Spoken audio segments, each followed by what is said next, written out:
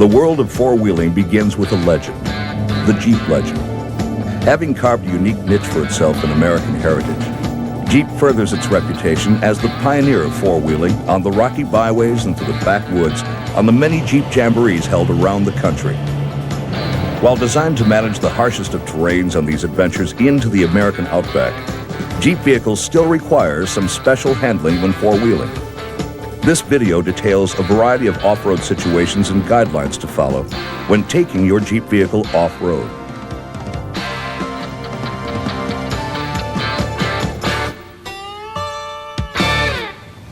Hi, I'm Janet Watson. And I'm Sean McGraw. You know, Janet, I think it's obvious to anyone these days that four-wheel drive is going through an explosion. Everywhere you look, you see families enjoying their 4x4s. I think I know why, Sean. Four-wheeling is just plain fun. It provides the freedom to choose where you want to go and how you want to get there. And not only that, but four-wheel drive's superior traction and controllability makes driving safer. But along with the freedom to go where you want, you need some common sense, too. In this program, you'll see the right ways to use your 4x4 safely and how to get the most out of it. We'll get tips from the best in four-wheeling, Mark Smith, America's top expert when it comes to four-wheel drive, and his daughter Jill, a pro in her own right. We'll show you how and why four-wheel drive works, so you can use it to its fullest potential. Most people buy a 4x4 for safety and security.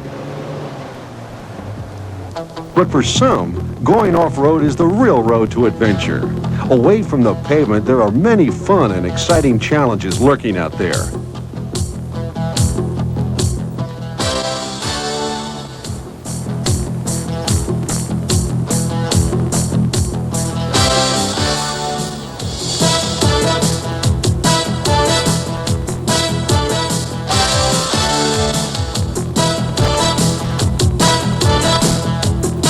You name it, you can conquer it, if you know how. So let's get ready for your first off-road trip.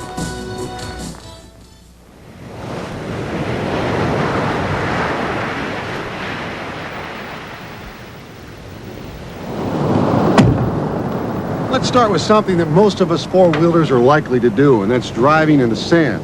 Now, whether you're riding on the beach or in the desert, there are some special considerations. Mark, what are some of those considerations? Well, two important things. One is the type of sand we're driving in, and the other is the distance we're going to have to drive in the sand. In a large sandy area, it's a smart idea to get out and walk the sand first. Hard-packed sand is no problem to the four-wheeler.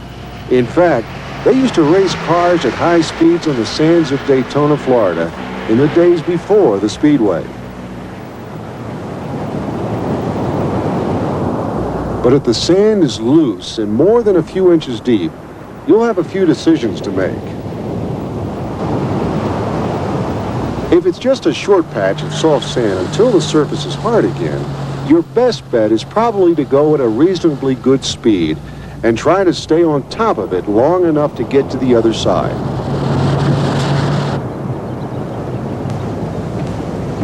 On this different stretch of soft sand, a deflated tire will spread the load over a larger area, allowing the tire to float or stay on top of the sand instead of digging in like a hard tire will. Your regular tires will work fine with some adjustments. First, drop each tire's pressure to about 10 pounds. Check it with a pressure gauge. You'll see a definite bulge in the sidewall where it's in contact with the surface.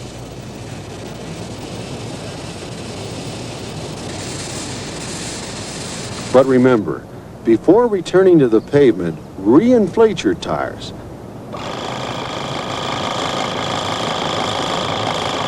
Otherwise, you'll tear them up. Use that portable electric tire pump.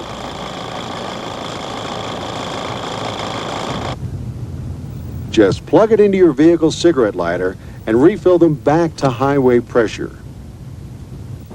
Double check them with your pressure gauge.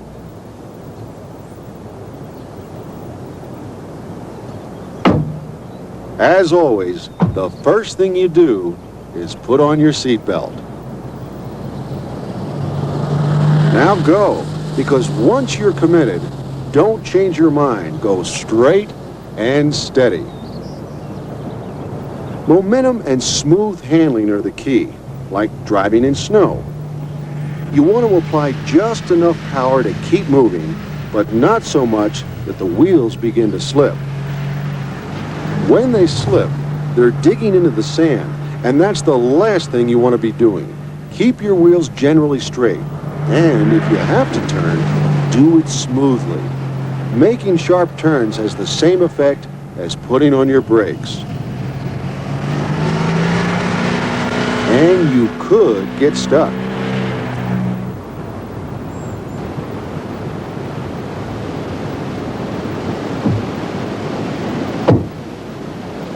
If you should happen to get yourself stuck in a sand trap, congratulations. It happens to Jack Nicklaus, too.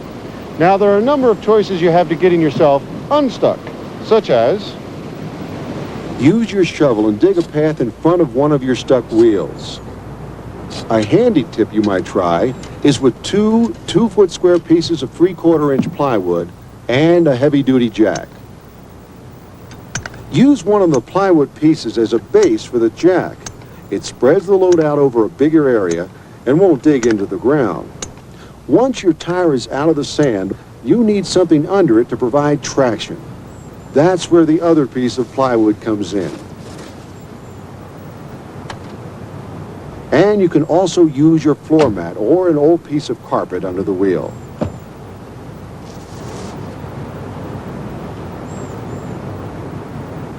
Lower the vehicle. Now you have the traction to drive out of trouble.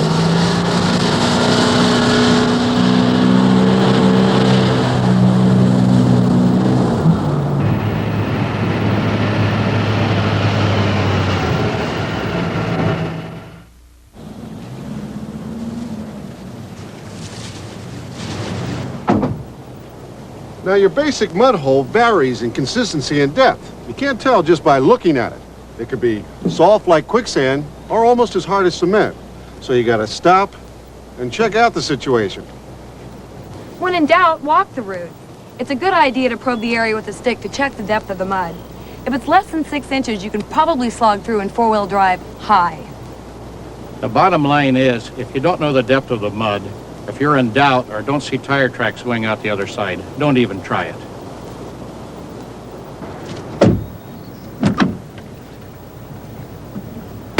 Start out in 4-wheel drive high, using first or second gear with the manual transmission, or drive one with an automatic transmission. Depends on the characteristics of the mud. When you get started through mud, don't stop. Always keep your forward momentum. Keep your wheels moving till you get back on firm ground.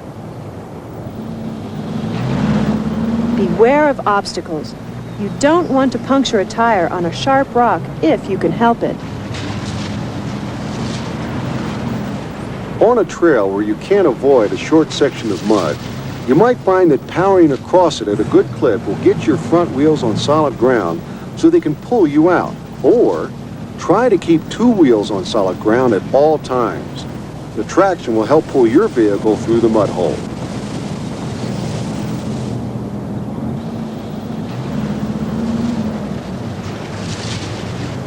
You don't want to lose headway.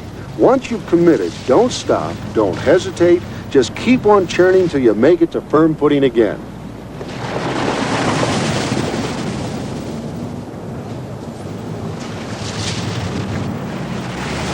If you start to bog down, rapidly turn the steering wheel side to side, giving the tires a chance to get a new bite. This technique is called walking the vehicle and also works in snow or sand.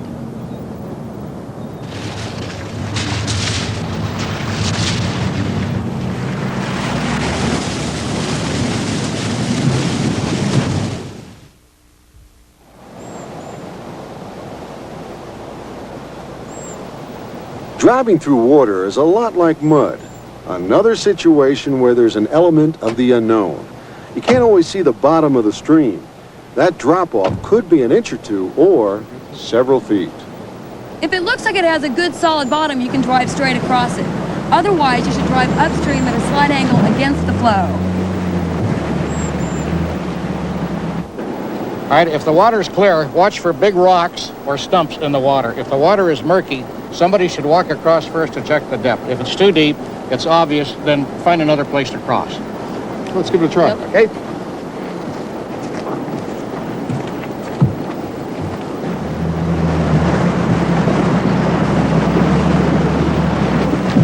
In crossing water, get into four-wheel drive, low range, and drive slowly across. Take your time, but don't stop. Moving water may wash out the footing under your tires and make it difficult to get underway again.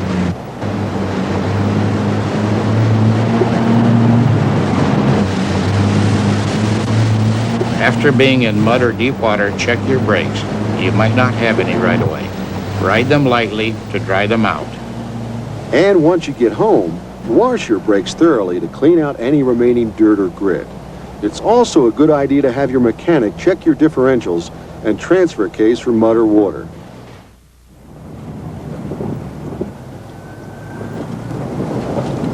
The key to driving in rough country is go slow and let your vehicle do the work.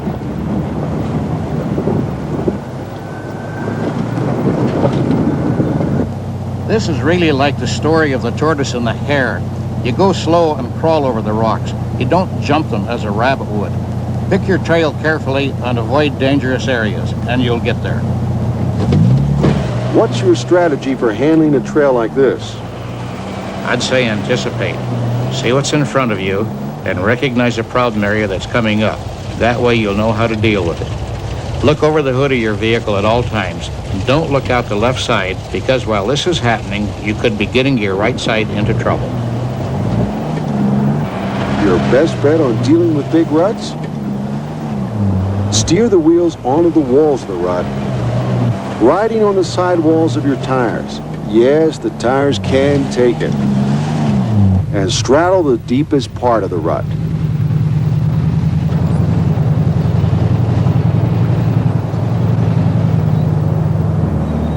Having a co-driver along is a good thing.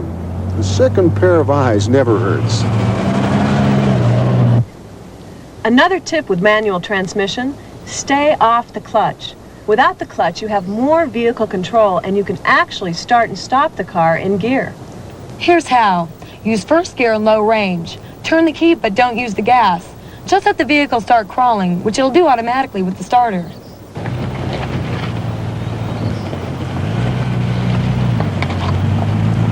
If the vehicle stalls, don't use the clutch or the gas. Just use the starter again. You can drive this way all day and never burn up the clutch, and you won't hurt the vehicle. It also gives you total vehicle control. On a rocky trail, the tortoise will beat the hare every time. You want to go over rocks slowly, not straddle them. Here's how an experienced driver would do it. Put one of your tires right on the rock and idle over it. Don't straddle these things. It's the quickest way to get yourself hung up. They call it being high-centered when one or more of your wheels isn't in firm contact with the ground. You'll have to use your high lift jack to free yourself.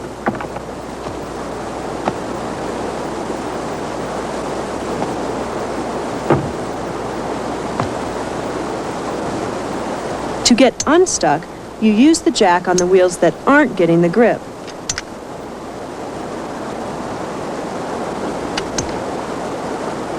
Then build a little road under it out of rocks, dirt, wood, whatever.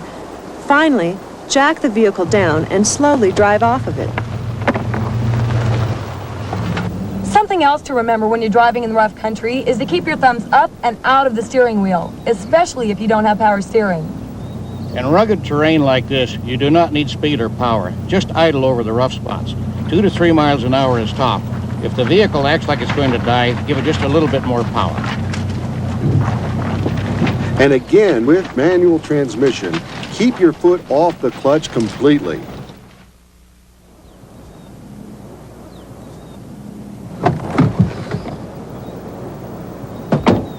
Before you climb a hill, you should find out what you're up against. Scout the area so there's no sudden surprises.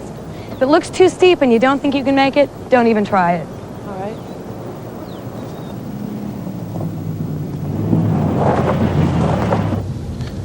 This the one we're going to do? It sure is, Sean. I've been teaching off-road driving for many years. I've never had anyone get in serious trouble yet. Okay, you're the boss. Use four-wheel drive high range in low gear. Give yourself a running start. This gives you the power and the bite you'll need. Accelerate up the hill, and then, just as you approach the top, ease off of the gas. There are two reasons for this. First, it's never a good idea to crest a hill at full speed, and secondly, it lets your vehicle find the traction that's needed. Momentum is everything. Smooth is the name of the game here. If you start to slip, shift into reverse gear and back straight down the hill.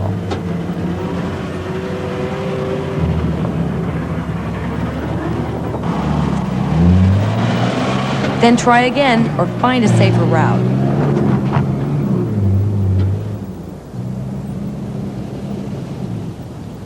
What goes up eventually must come down. So when you're going downhill, head straight down the hill, never at an angle. Use low gear and low range. With a manual transmission, stay off the clutch completely and let the engine's compression slow you down.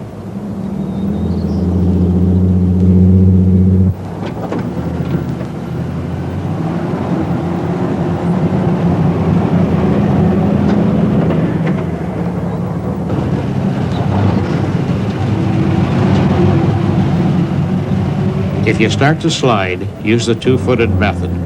Touch the gas to regain steering control. Then let off the gas.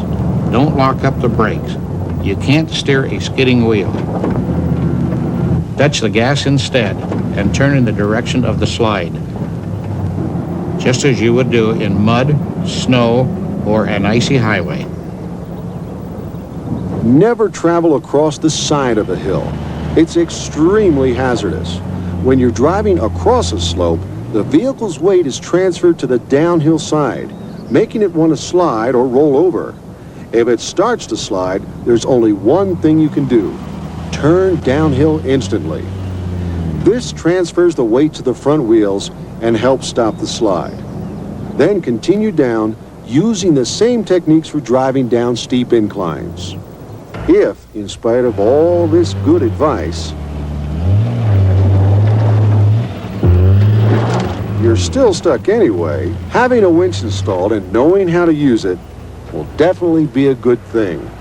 Simply put, a winch like this Ramsey is a motor mounted on the front of your 4x4, which winds a cable. It's powered by your Jeep's battery and operated by remote control.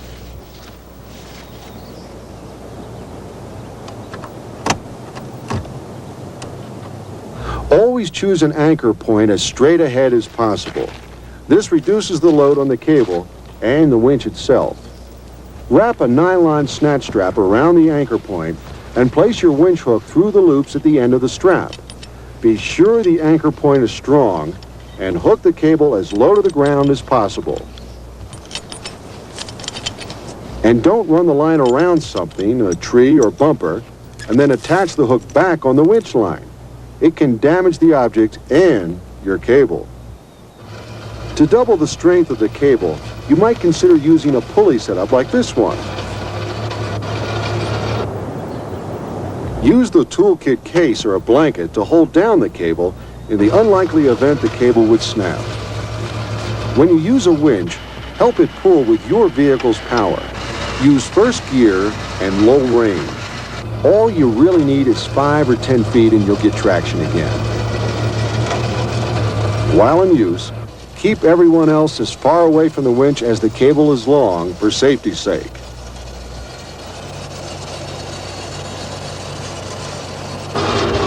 It's nice to have more than one vehicle on the trip. You can use the winch to pull the stuck one out. Just hook them up front to front, and with the winch turning, the puller can back up while the one that's stuck uses a little power and low range to help himself out.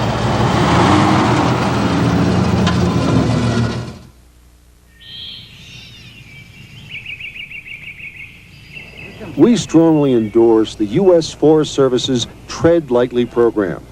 Consider these ideas. If you enjoy four-wheeling for sport, Be sportsman enough to do so only in areas set aside for such use. Remember, you're the visitor, and your visit shouldn't leave any scars on the land. Don't litter. And if you see trash in your favorite area, clean it up. Set a good example for the next person.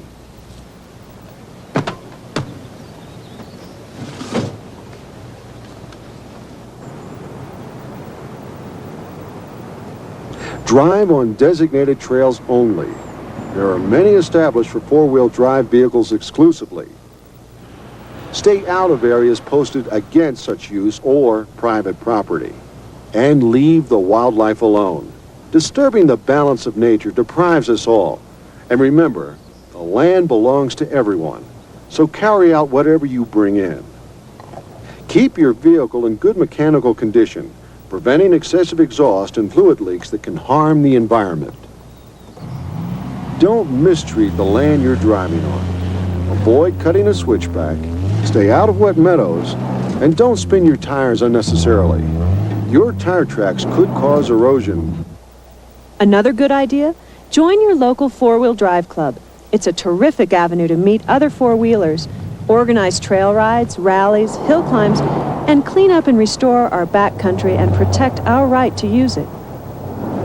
Events like this Hole in the Rock Jamboree in southeast Utah draw 150 Jeep families for a weekend of outdoor adventure along the rugged Mormon Trail, past its ancient Indian ruins. There are special activities along the way. Well, that's it. From the World War II Jeep to today's off-road enthusiast, the four-wheel drive vehicle has evolved into one of the most versatile forms of transportation in the world. Plus, it offers traction and safety you can't get with conventional automobiles. There's a great country out there. Go see it. That American spirit is alive and well in the world of four-wheeling. See you out there.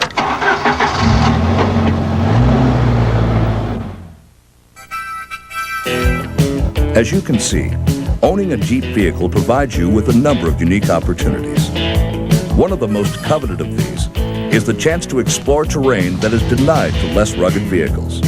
However, having this chance to experience the wild areas of this country comes with the responsibility of always being prepared for the unexpected. By always being prepared, the chances of something ruining your outdoor adventure are greatly decreased, and this leaves more time for you to concern yourself with enjoying the great outdoors in your legendary Jeep vehicle.